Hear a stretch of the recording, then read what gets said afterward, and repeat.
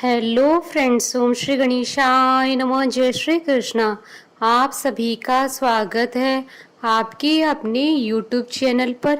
Friends, आज हम आपको इस वीडियो में बताने जा रहे हैं आषाढ़ मास की शुक्ल पक्ष की देवशयनी एकादशी की पौराणिक व्रत कथा, पूजा विधि, शुभ मुहूर्त, महत्व, नियम और देवशयनी एकादशी पर सुख समृद्धि, धन धान्य की वृद्धि के लिए किए जाने वाले उपायों के बारे में। फ्रेंड्स, वीडियो शुरू करने से पहले आपसे रिक्वेस्ट है, अगर आप हमारे चैनल पर नए हैं और आपने अभी तक चैनल को सब्सक्राइब नहीं किया है तो प्लीज़ सब्सक्राइब कीजिएगा चैनल को, साथ ही प्रेस कीजिएगा बेल आइकन को, जिससे नए वीडियो से रिलेटेड नोटिफिकेशन आपको तुरंत प्राप्त हो सके। और वीडियो पसंद आने पर वीडियो को लाइक और शेयर जरूर कीजिएगा ताकि सभी भक्तों को इस वीडियो का लाभ प्राप्त हो सके। और कमेंट बॉक्स में जय श्री कृष्णा जरूर लिखिएगा। आषाढ़ मास की शुक्ल पक्ष की एकादशी को देवशयनी एकादशी कहा जाता है। इसी मास से चतुर्मास का आरंभ हो जाता है। देवशयनी एकादशी को हरिशयनी एकादशी और पद्मा एकादशी के नाम से भी जाना जाता है। सभी उपवासों में इस व्रत को श्रेष्ठ बताया गया है। देवशयनी एकादशी के बारे में पुराणों में विस्तार पूर्वक वर्णन मिलता है, जिसके अनुसार इस दिन से भगवान 4 माह की अवधि तक क्षीर सागर में निवास करते हैं। कार्तिक मास के शुक्ल पक्ष की एकादशी तक श्री हरि उस लोक के लिए गमन करते हैं और उसके पश्चात 4 माह के अंतराल के बाद सूर्य के तुला राशि में प्रवेश करने पर श्री हरि का शयन समाप्त होता है। इस दिन को देव उठनी एकादशी कहते हैं। इन 4 महीनों में श्री हरि क्षीर सागर की अनंत शैया पर शयन करते हैं, इसलिए इन 4 माह की अवधि में कोई भी मांगलिक और शुभ कार्य नहीं किया जाता है। जो भी व्यक्ति देवशयनी एकादशी का व्रत सच्चे मन से रखता है, उसकी सभी मनोकामनाएं पूर्ण होती हैं और सभी पापों का नाश होता है। मृत्यु के बाद उसे स्वर्गलोक की प्राप्ति होती है। मान्यताओं के अनुसार देवशयनी एकादशी की कथा पढ़ने और सुनने से सहस्त्र गोदान के बराबर फल प्राप्त होता है। इस व्रत में भगवान श्री विष्णु और पीपल के वृक्ष के पूजन का विशेष महत्व शास्त्रों में बताया गया है। फ्रेंड्स, अब आइए जानते हैं देवशयनी एकादशी के शुभ मुहूर्त के बारे में। हिंदू पंचांग के अनुसार इस बार देवशयनी एकादशी 10 जुलाई 2022 रविवार के दिन है। आषाढ़ शुक्ल एकादशी तिथि प्रारंभ होगी 9 जुलाई 2022 को शाम 4:39 पर और आषाढ़ शुक्ल एकादशी तिथि का समापन होगा 10 जुलाई 2022 को दोपहर 2:13 पर। उदय तिथि के आधार पर देवशयनी एकादशी 10 जुलाई 2022 को है। एकादशी व्रत के पारण का शुभ मुहूर्त रहेगा 11 जुलाई 2022 को सुबह 5:41 से सुबह 8:25 तक।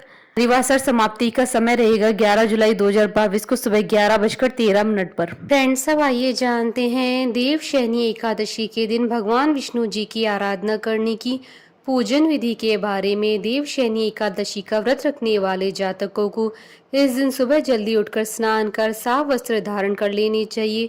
इसके बाद पूजा स्थल की सफाई करके भगवान विष्णु की प्रतिमा को पीले रंग के आसन पर विराजमान करके उनकी षडोपचार पूजा करें। इसके बाद भगवान विष्णु को पीले रंग के वस्त्र, पीले फूल, पीला चंदन अर्पित करें। भगवान विष्णु के हाथों में शंकर, चक्र, गदा और पद्म सुशोभित करें। भगवान विष्णु को पान और सुपारी अर्पित करें। इसके बाद धूप और दीप नैवेद्य दिखाकर पुष्प अर्पित करें और भगवान विष्णु जी की आरती करें। आरती के बाद कथा पढ़ें या सुने। इसके बाद भगवान विष्णु जी का ध्यान करते हुए कहें कि हे जगन्नाथ जी, आपके निद्रित हो जाने पर संपूर्ण विश्व निद्रित हो जाता है और आपके जाग जाने पर संपूर्ण विश्व तथा चराचर जगत भी जागृत हो जाते हैं। भगवान विष्णु जी की पूजा करने के बाद ब्राह्मणों को भोजन करवाएं। इसके बाद स्वयं फलाहार ग्रहण करें। रात्रि में भगवान विष्णु का ध्यान करते हुए भजन कीर्तन करें। इसके साथ ही स्वयं सोने से पहले भगवान विष्णु को सुलाएं और अगले दिन द्वादशी के दिन पारण मुहूर्त में ब्राह्मणों को भोजन कराकर सामर्थ्य अनुसार दान दक्षिणा देकर व्रत का पारण करें।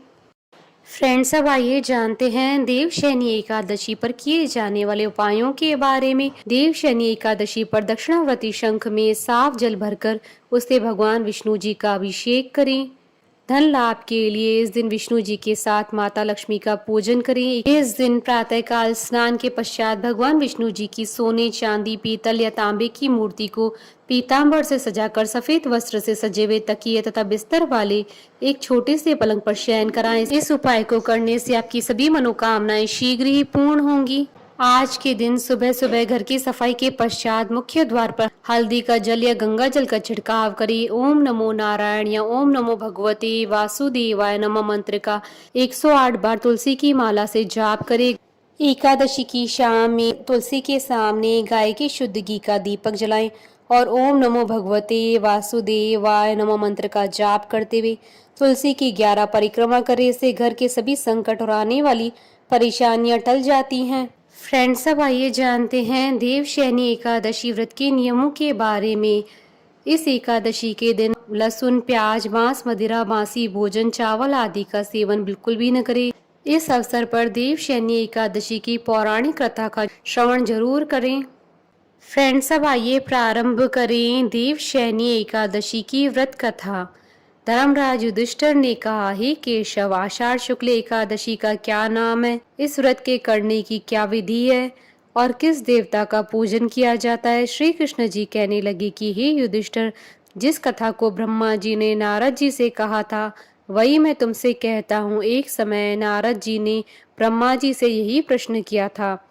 तब ब्रह्मा जी ने उत्तर दिया था कि हे नारद, तुमने कलयुगी जीवों के उद्धार के लिए बहुत उत्तम प्रश्न किया है, क्योंकि देवशयनी एकादशी का व्रत सब व्रतों में उत्तम है। इस व्रत से समस्त पाप नष्ट हो जाते हैं और जो मनुष्य इस व्रत को नहीं करते हैं वे नरकगामी होते हैं।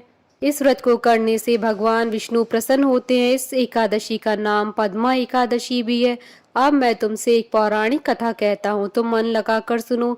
सूर्यवंश में मानधाता नाम का एक चक्रवर्ती राजा हुआ, जो सत्यवादी और महान प्रतापी था। वह अपनी प्रजा का पुत्र की भांति पालन किया करता था।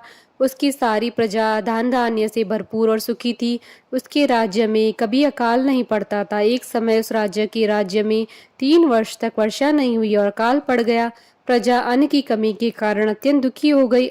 अन्न न होने से राज्य में यज्ञ आदि भी बंद हो गए। एक दिन प्रजा राजा के पास जाकर कहने लगी कि हे राजा, सारी प्रजा त्राही त्राही पुकार रही है, क्योंकि समस्त विश्व की सृष्टि का कारण वर्षा है। वर्षा के अभाव से अकाल पड़ गया है और अकाल से प्रजा मर रही है। इसलिए हे राजन, कोई ऐसा उपाय बताओ जिससे प्रजा का कष्ट दूर हो। राजा मानदाता कहने लगे कि आप लोग ठीक कह रहे हैं, वर्षा से ही अन्न उत्पन्न होता है और आप लोग वर्षा न होने से अत्यंत दुखी हो गए हैं। मैं आप लोगों के दुखों को समझता हूँ। ऐसा कहकर राजा कुछ सेना साथ लेकर वन की तरफ चल दिए। वह अनेक ऋषियों के आश्रम में भ्रमण करते हुए अंत में ब्रह्मा जी के पुत्र अंगीरा ऋषि के आश्रम में पहुंचे। वहां राजा ने घोड़े से उतरकर अंगीरा ऋषि को प्रणाम किया। मुनि ने राजा को आशीर्वाद देकर कुशल क्षेम के पश्चात उनसे आश्रम में आने का कारण पूछा। राजा ने हाथ जोड़कर विनीत भाव से कहा कि हे भगवान, सब प्रकार से धर्म पालन करने पर भी मेरे राज्य में अकाल पड़ गया है। इससे प्रजा अत्यंत दुखी है। राजा के पापों के प्रभाव से ही प्रजा को कष्ट होता है, ऐसा शास्त्रों में कहा गया है। मैं धर्मानुसार राज्य करता हूँ, तो मेरे राज्य में अकाल कैसे पड़ गया, इसके कारण का पता मुझको अभी तक नहीं चल सका है। अब मैं आपके पास इसी संदेह को निवृत्त कराने के लिए आया हूँ। कृपा करके मेरे इस संदेह को दूर कीजिए, साथ ही प्रजा के कष्ट को दूर करने का कोई उपाय बताइए। इतनी बात सुनकर ऋषि कहने लगे, हे राजन, यह सतयुग सब युगों में उत्तम है। इसमें धर्म के चारों चरण सम्मिलित है, अर्थात इस युग में धर्म की सबसे अधिक उन्नति है। लोग ब्रह्म की उपासना करते हैं और केवल ब्राह्मणों को ही वेद पढ़ने का अधिकार है। ब्राह्मण ही तपस्या करने का अधिकार रख सकते हैं, परंतु आपके राज्य में एक शूद्र तपस्या कर रहा है। इसी दोष के कारण आपके राज्य में वर्षा नहीं हो रही है। इसलिए यदि आप प्रजा का भला चाहते हो तो उस शूद्र का वध कर दो। इस पर राजा कहने लगा कि महाराज, मैं उस निरपराध तपस्या करने वाले शूद्र को कैसे मार सकता हूँ? आप इस दोष से छूटने का कोई दूसरा उपाय बताएं। तब ऋषि कहने लगे कि हे राजन, यदि तुम अन्य उपाय जानना चाहते हो तो सुनो। आषाढ़ मास के शुक्ल पक्ष की देवशयनी एकादशी का विधि पूर्वक व्रत करो। व्रत के प्रभाव से तुम्हारे राज्य में वर्षा होगी और प्रजा सुख प्राप्त करेगी, क्योंकि इस एकादशी का व्रत सब सिद्धियों को देने वाला है और समस्त उपद्रवों को नाश करने वाला है। इस एकादशी का व्रत तुम प्रजा, सेवक तथा मंत्रियों सहित करो। मुनि के इस वचन को सुनकर राजा अपने नगर को वापस आ गए और उन्होंने विधि पूर्वक देवशयनी एकादशी का व्रत किया। उस व्रत के प्रभाव से वर्षा हुई और प्रजा को सुख पहुंचा। अतः इस मास की एकादशी का व्रत सब मनुष्यों को करना चाहिए। यह व्रत इस लोक में भोग तथा परलोक में मुक्ति देने वाला है।